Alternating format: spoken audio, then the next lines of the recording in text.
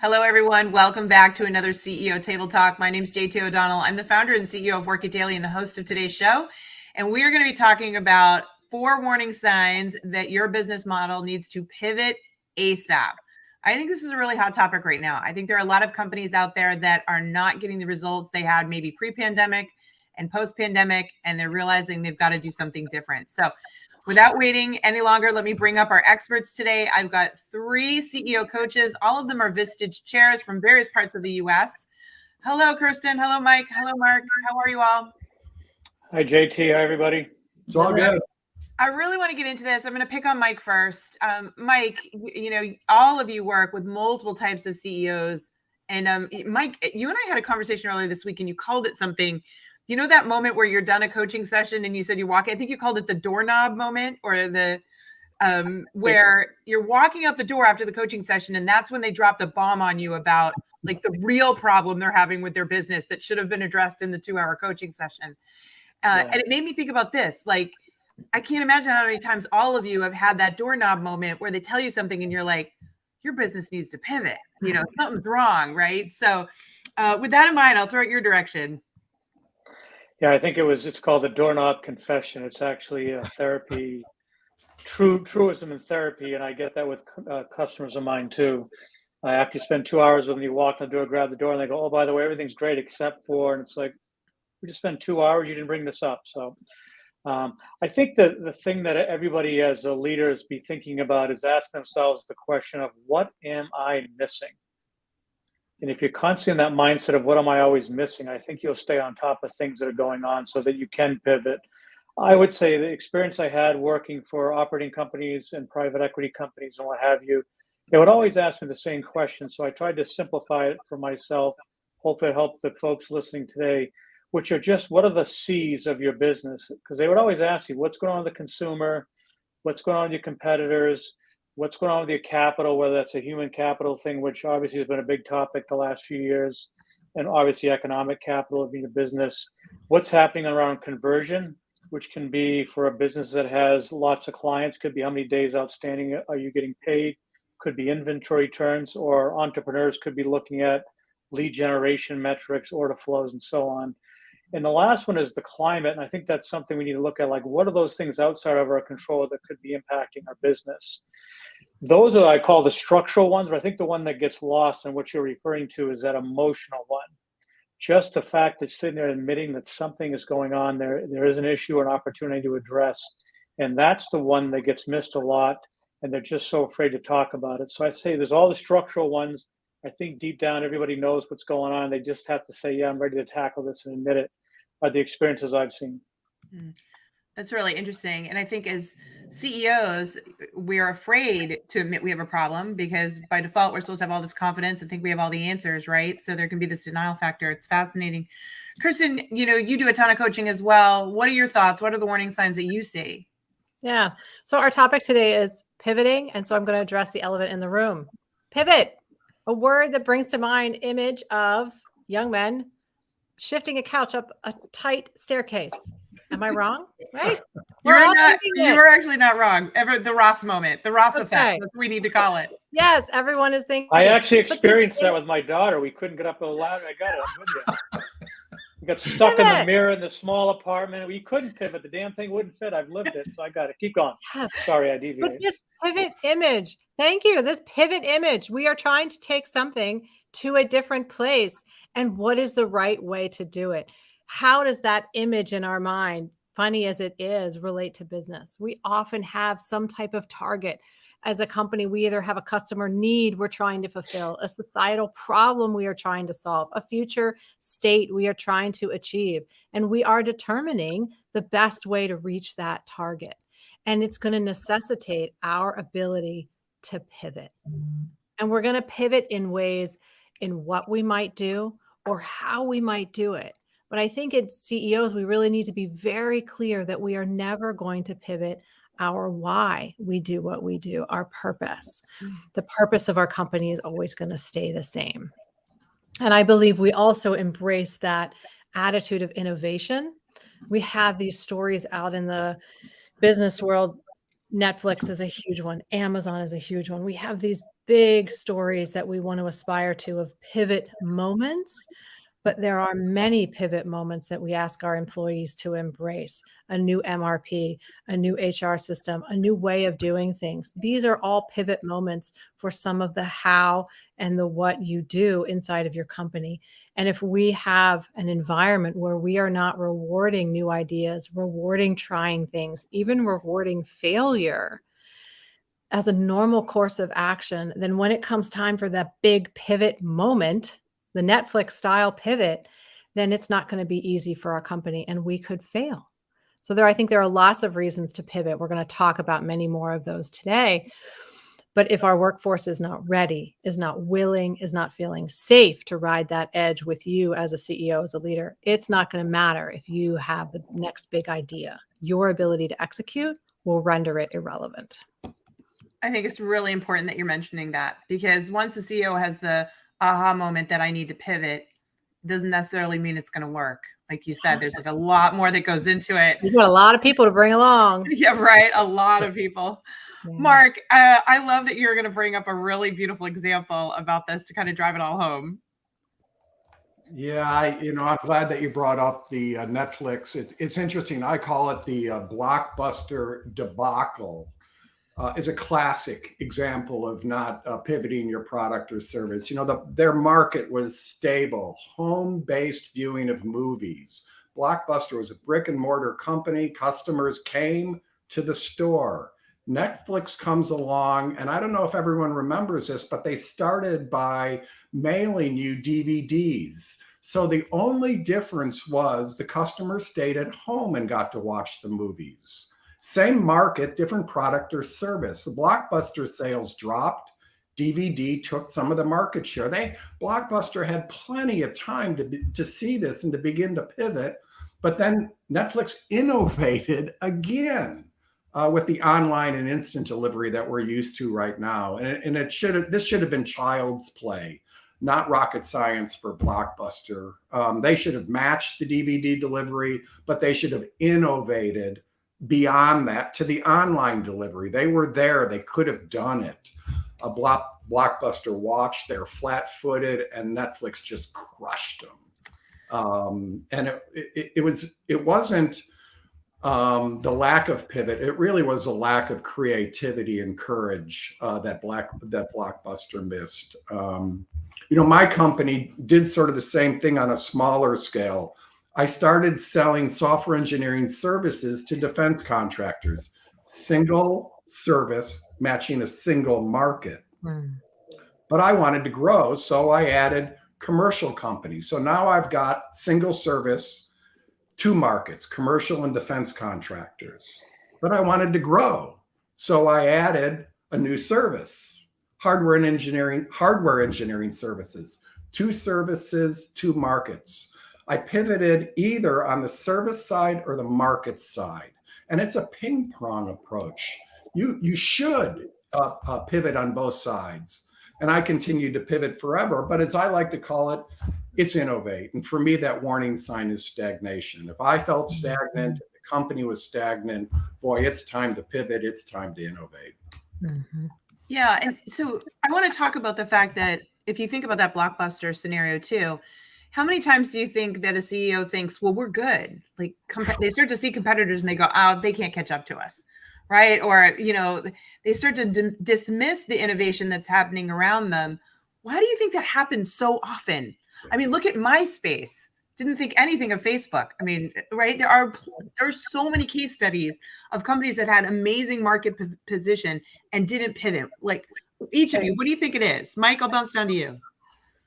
I'm going to go always counterculture on these conversations a little bit, but I had a recent example with a client of mine who was losing employees and couldn't figure it out, kept saying, like, what am I missing? What's going on? Why are they leaving? And a couple of the members got together and realized that although we pay a salary of X, the benefits we provide are actually Y. And so they pivoted. Instead of saying people coming at them, employees complaining about, they said, no, we're going to go on the offense. We're just going to stop playing defense, going to go on offense. And they put together an actual spreadsheet and said, no, at the end of the day, we don't just pay this person $50,000. We're actually paying them $75,000. because of all the other benefits you put in here, 401k, everything put in here. And plus, in this case, she was a female-run organization. She laid all this out, and so employees started to complain about it, and she was going to lose them. She just sat down and said, let me just walk you through what the real benefits package here with this company. She completely pivoted, changed the conversation, and she started attracting new employees versus losing them because they were like, wow, this person really cares. She really understands the needs of it. I had no idea I actually made this much money. I'm coming to work for you. I just left her. I was with her today. She said it's just been a big game change. All it took was saying, I'm not going to be defensive. I'm going to pivot to being offensive and actually willing to share and lay out what the actual benefits are of the company. And it just changed everything. And then I'm driving home, I have a conversation with another client who hasn't done that yet, and they're complaining about the same issue. And so I think that's just a small little live example of what's happened coming out of COVID in today's environment, just pivoting and saying, okay, this happened. I'm getting tired of it. I'm going to go on the offense and actually demonstrate what it is, the value we bring to our own employees. And it's been amazing to see the turnaround she's had on employee retention. And in the business she's in, there's a lot of moving parts. So it's been a huge benefit for her. Interesting. So pivot the conversation. Interesting. Kirsten, what do you think? JT, you asked, why would a company stop growing, or why would they not think that someone's going to overtake them? And, Mark said earlier, complacency. And I agree with that as, something that we settle in. I think if you're ever number one, you don't want to be number one because everyone is gunning for you and you get comfortable. I think it's more valuable to a company to be number two or number three because you're headed somewhere and you have an example to look for and to pine for. Simon Sinek put out the nugget for us about that infinite game, right? Always looking to be better and improving yourself and having people that are ahead of you in whether it's customer experience or quality or whatever metrics are valuable to you in the company, and having always an idea of somebody that's better than you so that you are working towards something and never feeling like you're number one so that you don't lose that motivation. Because I think that drive is what keeps you pivoting, innovating, moving forward. Once you're number one, you kind of stop working out, you kind of stop looking over your shoulder, and you're not really interested in kind of keeping it. I think keeping the place is harder than getting to the place, right? So always pushing out that goalpost. Oh my gosh. So I feel like the new chant, like if you want to pivot, is we're number two. We're number That's actually brilliant, right? Like that's what you should be chanting. I love it. Yeah. Mark, what do you think? Additional thoughts on that? Yeah, I really like that. I loved preparing for today because it made me try to understand what is innovation. And I came up with, there's the product and service in the market. But JT, what you asked is a really important question. Why do some do and some don't? Mm-hmm. And I think it's another spectrum. I think it's that spectrum from creativity. There are CEOs out there who are just so incredibly creative, and there's CEOs out there who are just incredibly analytic, right brain, left brain, creative, analytic. And there has to be this right mix, because the creative person is going to innovate and pivot too much. The analytic is going to innovate and create a little, not enough. Mm-hmm. And there's this sweet spot. And I think for both of them, it's this fear that they're naturally analytic or they're naturally creative and they want to be there, and they have to be pulled into a better zone, a zone of appropriate innovation, appropriate creativity, appropriate pivoting. That's the hard part. Yeah, that makes so much sense. It's amazing that you say that. I want to take a question from Michael Willis, and he says, if your business is facing a disconnect between its original vision and its current reality, what unmistakable signs indicate the misalignment that necessitates a prompt and purposeful pivot? So that's great, because you all talked about, like, Kirsten, you mentioned, like, don't deviate from your why. Yeah. And I like that. I don't want to deviate from my why, but what if you're sitting there going, wait, I want to stick to this, but my business model is not getting it done. Is there, signs of that, things that you can do to start to figure out the disconnect? I'd love any of you raise your hand. Take that one. I can start. Yeah, sure. You go first. Thanks. So, from a current reality standpoint, in my experience, when there's a disconnect, original vision might be, what is the impact we wanted to have on our customers? And are we still having that? And so that disconnect may be, gosh, we are not having the impact we wanted to have on our customers. And that's the current reality that we're facing. And therefore, what we thought was happening is not happening. And that could go back to that, disconnect we talked about last time from the CEOs, right? We think what's happening out there is one thing and what's really happening out there is another. And it might just be a pivot in how we're getting our information, how are we delivering our service, and those types of things. If that's the current reality, maybe that we're facing, that can happen a lot in service industries, right? We think the impact on the patient is one thing, but the impact is another. That could be one. Mark, sounds like you have another. No, makes sense. Mark? Boy, I'm going to go really geeky and Excel spreadsheet and numbers. Great. Sometimes it's so simple to see it's just at revenue or it's just at margin compression. And it's not just your revenue is growing, but maybe your revenue isn't growing as fast as it was. And if you have got to be on top of your numbers. There are other reasons where, as Mike said earlier, climate, the world, the environment can be one of the indicators. But boy, pay attention to revenue and your margin, and you're going to see a lot of the problems that are about to come whack you across the face. Numbers reveal a lot. Mike, anything to add to that? I'm going to go back to what Kirsten said originally. I think you get hung up when you say the why, you're in something. Just because the business dynamics have changed doesn't mean your why has to change. Like you're doing this particular business for a reason.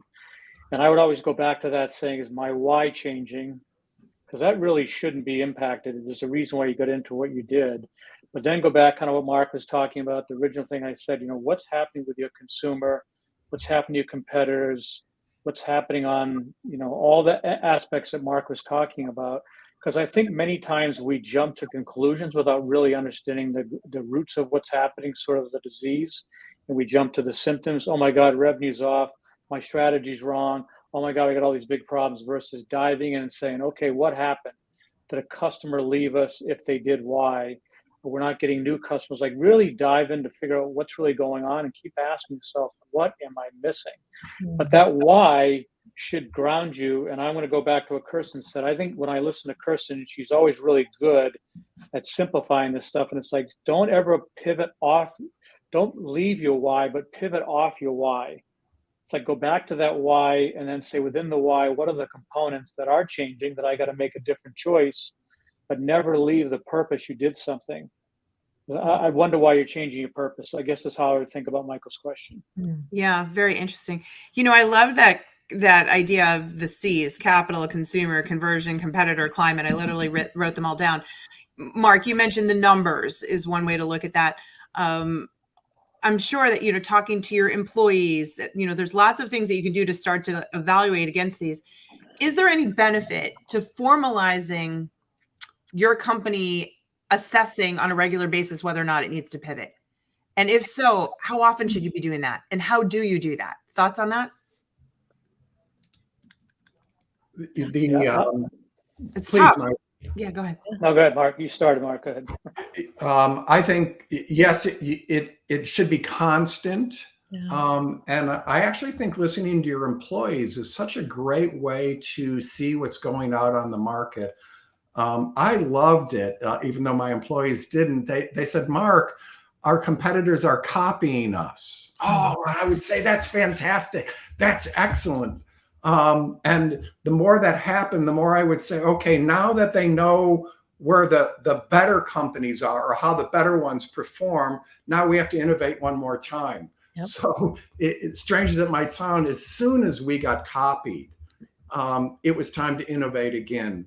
And I think, frankly, I believe that the newspaper or whatever, wherever we gather our news information now, if you're scanning the horizon, you are going to, and you're looking for challenges to your company or new opportunities or new innovations in other businesses and how you can overlay them on yours. If you're constantly scanning the world, you're going to find new ways to innovate and pivot. Interesting. Scanning the world. Kirsten, what do you think? Yeah. Well, at first I double click on what Mark said around once they copy you, you have to have your next thing. Literally just had the conversation with the CEO manufacturing. Their big push was, around quality and, meeting all of these safety standards. And, the biggest competitor just turned around and did the same thing, even though they have more quality violations than, anybody in the market. They're like, well, that's fine because now here's our next thing. Like, that's okay. We're not even bothered by it. And it's having that attitude inside the company. So I think, to your point, your folks were a little mad about that. It's like, okay, guys, that's all right. Awesome that they copied us because we were ahead before. What's our next ahead? Where are we going next in that? Right. So I just double click on that. I think that's a great option. The other is if you're in a very niche market, some people are, some people aren't. I was, and we were in a very niche market. And so we had to be innovating for the next way to deliver services for a very small community of population. And so following them in their lifeline, right? They were this age group. How did it look to deliver services when they were this age? And then when they transitioned to the next age, how did it look for them? Those were some natural innovation points. But also we were delivering a type of therapy that ballooned for one type of individual. If that condition was ever cured, what were we going to do? Right. So that also has to be on your mind. So if the problem is maybe solved for your clients permanently, the service that you're providing or, the product that you're producing, if that ever gets solved for the client in a different way, what are you doing instead? Do you have a backup plan? Right. So thinking about put yourself out of business is often an exercise we do at a Vistage meeting, right? We have a host, they talk about their business, they do a deep dive, and then another 15 CEOs sit around and like, all right, I'm going to put you out of business and here's how it's going to go. Wow. Fast. Oh, that is a powerful conversation. Yeah. Wow. To have your peers tell you how you can be put out of business. I love that. Yeah. Mike, what do you think? Is the saying in the business world, follow the money? And so first, to answer your question, I'd say monthly and quarterly, you should be sitting down, gauging yourself against those 5 areas that we just talked about. But the other piece of this is do a complete chain of events so you can understand where the breakdowns are. For example, say to the salesperson, well, what's happening on the sales side? And just go all the way through the entire process till it gets out the door. And I'll give you a couple examples of that. We were facing a situation, we were losing customers. We were a manufacturer of synthetic turf. We had 1,000 SKUs. It was so complicated, I couldn't figure out what the hell we had. And we were losing customers. And the salesperson said, well, it's because we're not shipping on time. We don't deliver like we used to, so on and so on. I could have reacted that and said, oh my God, let's go find out. Well, unfortunately, some people went to manufacturing, started blaming them. And then the supply people, everyone's blaming them, and everyone kept saying, hold on, let's go look at from start to finish what's happening. What we uncovered was that we had 90 different types of yarns that we had in the system to make these 1,000 items. And reality was over 80% of our volume was 3 yarns. And as we went through, I said, oh my God, no wonder we're not delivering. So then we said, let's just talk to our customers, explain our situation. And all of them said, well, Jesus, yeah, just go back, keep it simple. God, if you guys can deliver, that'd be so much better for me. I wouldn't have to mess around with all this. And all of a sudden we swung the business back and got it rolling again because we got to the root of what's really going on. So we thought it was this. But when you start talking to all pieces of the business and where the breakdowns are, I think you'll start to uncover things. We had another one where our margins were eroding in a business, and we uncovered that it was a client of ours, who was one of our biggest customers, was charging us back for a lot of things. We weren't sure they were right or wrong, so we reached out and said, hey, can we have a chance to sit down with you? And we laid out, and I got a lot of resistance. Well, we don't want to share the information. Well, we did. We said, we typically charge you this, and this is what our margin is. We gave them rough numbers.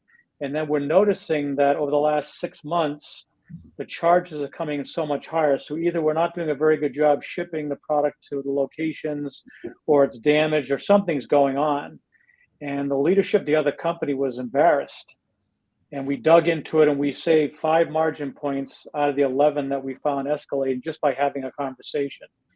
And all of a sudden, it wasn't like the company was imploding. We weren't having all these. It was like, okay, well, how many other customers is this going on with? And maybe our profit issue could be a customer mix issue. It could be who knows what it is? Let's dive into that area versus thinking we're suddenly off track or the company's mission's wrong or our vision's off track. And I think those are the kinds of things that could be interesting. On the growth side of this is an old story, but tater tots. Back in the day, the tater tots business was stagnating. They couldn't figure out why. And a marketing person, this guy, Stephen Canarcio, who was there, noticing some data they had, back to Mark's point about having the data, and they noticed the state of Minnesota was exploding in tater tot sales. So it's not the categories getting beat by competitors coming in and taking the business. People want French fries instead of tater tots. He's like, what's going on in Minnesota? They flipped to Minnesota and they found out that culturally, the people that were living there put tater tots into recipes. And so they suddenly came back and built recipes around tater tots, and then tater tots exploded. This is many, many years ago. If you look at the Super Bowl statistics, I just looked this up before this call to make sure this was relevant. It's still the top food in the Midwest during Super Bowls. Well, I mean, they're like on every menu now too. Right, so- but they weren't before, and they just saw one state and said, what's going on here? And people said, well, we put them in all these recipes. Yes. So tater tots, product people came back, let's put them in recipes. So you make a salad, put tater tots, and people, oh, I didn't think of that. And all of a sudden around the country, the salespeople are out selling tater tots as part of it's just a lot of ways. So I think back to Michael's thing, what happens, you just hold on. The why that Kirsten talked about has not changed. Just dive in deeper and just follow the money and see what's going on. I think you'll uncover a lot. And don't be afraid to talk to customers, and don't be afraid to talk as a team. And I think that transparency has enormous value and benefit. Isn't it interesting how an anomaly, right? You, like you said, follow the money, but an anomaly was what, helped them reveal that. And I really love the way all of you today are saying, don't just, make massive swings, right? Like before you pivot, do your homework. Yeah. Yeah. Well, in my experience, it's interesting. It's a combination of data and stories. Yeah. Right. Yeah. So I just think that's very interesting. And Mark's point earlier around, you need the creative and the analytical, I think it highlights the point that there's no one thing, right? There's so many different combinations, and just having leaders think about that balance and be open to all of the things that work together for the success that they want to get. Well, and that leads me to my final question to each of you, because again, folks, we're talking to 3 very successful Vistage chairs. And what that means is that they're CEO coaches. They have a group of 15 CEOs that come together and get to be vulnerable and talk about their businesses and how to move forward. I would love for each of you to share, when it comes to that, a CEO coming in and it's very clear that they need to pivot. What is that experience like? And what do you enjoy most about coaching your CEOs with respect to these types of challenges? So Kirsten, I'll start with you. What do I enjoy most and what's it like? You asked like 4 questions. Yeah. And then sum that up in like 10 seconds. So Yeah. So I do that. I went around the room a meeting or 2 ago, and I asked them to write down the purpose of the team. We call ourselves a team. And each person on their 3x5 card wrote something about, I'm not alone, and everyone's here to make me better, and I get to give something and get something. So there were these 3 common themes, and the experience being, a little scary, but always positive and just life-giving. that makes sense. I love it that they all put something similar down. Isn't that interesting thematically? Mike, what about you? The joy I get is just sort of what Kirsten was talking about, having the members help each other solve things versus you as a chair thinking you got to go in like a CEO doesn't solve stuff. And I think it speaks volumes about how a CEO needs to operate more purpose-driven than command control. And so I love watching that when some member helps them or calls them out. I had a recent one where a brand new president, she's been struggling, very concerned. She used to be a subject matter expert. Everything's taken away now. She's like, what do I do? And the members gave her this idea around breathing. And I saw her on Tuesday and she said, my breathing statistics, here's a watch. I was getting 40%. It's now 80 just by having the members that gave her that insight on breathing. Simple stuff. And all of a sudden she's sleeping better. She feels better. And it's like, that's the stuff. That's the joy I get out of doing this work. That's fantastic. Mark, you've been at this the longest as a Vistage chair. So what do you think? So I joined in 1991. That was like a couple of decades ago, and it took me 9 months to solve a problem I had with a vice president, and everybody in the room for 9 months knew the answer, and they kept on telling it to me, and I couldn't hear it and I couldn't execute on it. And one member finally said, if you just don't get it done by next month, I'm going to barf all over this table. And that's all it took. And there was, you could see everybody in the room finally saw Mark gets it. And when we do that, and when we see one of our CEOs after many months, they get it. Wow, it just gives me chills. Yeah, that's amazing. Folks, this has been a very insightful discussion. If you're a CEO, I strongly encourage you to find and connect with all three of these Vistage chairs. I know that they're all more than happy to chat with you too, so you should reach out to them. And if you are not a CEO, but you have a CEO that needs this, my friends, take this URL and forward it to your boss. Send it to your CEO, because remember, those individuals need coaching too. They're having to deal with very big problems, making very big decisions like pivoting your business. And it can really help for them to have a CEO coach. So be sure to find and follow all three of these folks. And remember, they will be back here next month with another CEO Table Talk. So if you want to be reminded of that, head on over to workitdaily.com, sign up for our free newsletter. We will send you reminders of all of our upcoming events. Thank you so much. You three are just amazing. Until next time, everyone, remember what I tell you. If you want to win, you got to work it daily. Go get them. Thanks, Thank JT. you. Thank you, everybody. Thanks.